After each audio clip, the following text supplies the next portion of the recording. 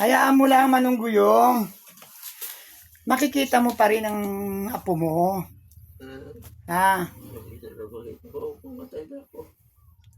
Hindi, magpalakas ikaw. Hayaan mo, hahanapin natin yung sa Taytay. Hindi lang magamit ng sasakyan nito ni Jingjing kasi medyo sira.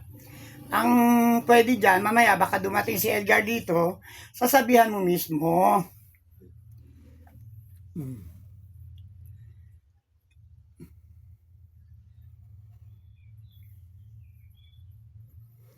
Oo, wag ka na masyadong maghinagpis. Hayaan mo, si Budidot ay iyong matatagpuan din, makakausap.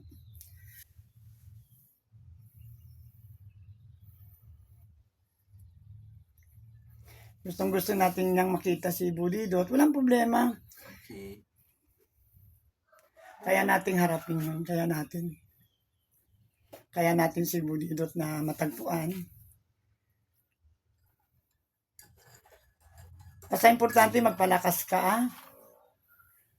Kumain ng kumain. O, katulad ni Ate Lourdes, tignan mo, lumalakas siya, oh. Tingnan mo dito sa camera, oh. Tingnan mo, oh, ang beauty niya, oh. Kita mo? Di ba? Siyempre, mahal na mahal ninyo si Budidot. Bakit? Ano ba ang sinabi ng dipunto sa'yo noon? Sana si Bubot. May pinuntahan sila saglit.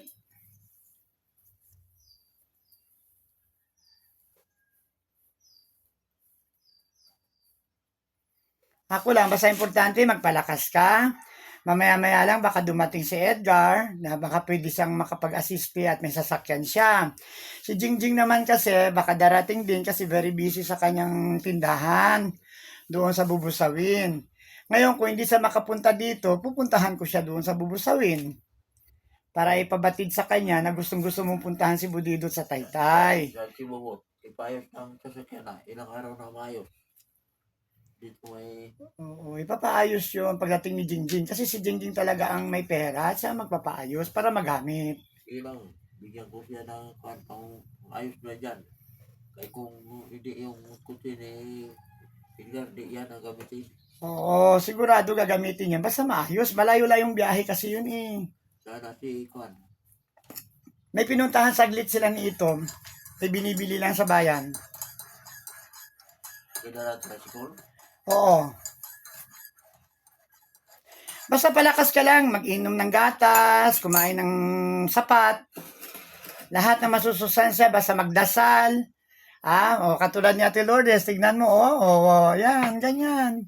Lalakas kayo.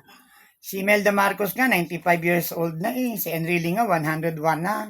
Ikaw, 88 lang. Ay, si Ate Lourdes, 78. Ay, walang problema. Yung sa mata mo yan, asikasuin, katulad kahapon, ay kailangan talaga dadaling kita doon. Ay, wala naman pa tayong hawak na pera. Inihintay natin si Marilo at nag-usap na kayo at sabi, ibibigay din niya ang pera. Okay. Basta importante si Edgar, kung sakasakaling dumating mamaya, sabihin mo sa kanya na kung pwede. Kasi may sasakyan siya hindi naman ayos ang sasakyan nito ni Jingjing Basta magpalakas ka lang dyan, ha? Huwag magsentimiento masyado at huwag na maghinagpis tungkol kay Budidot. Hayaan mo at matatagpuan natin siya. Maraming paraan. Sa eskwelahan, pwedeng puntahan. Magtanong doon. Basta importante, alam natin ang Taytay kung paano ang patungo doon. Magdasal na lang.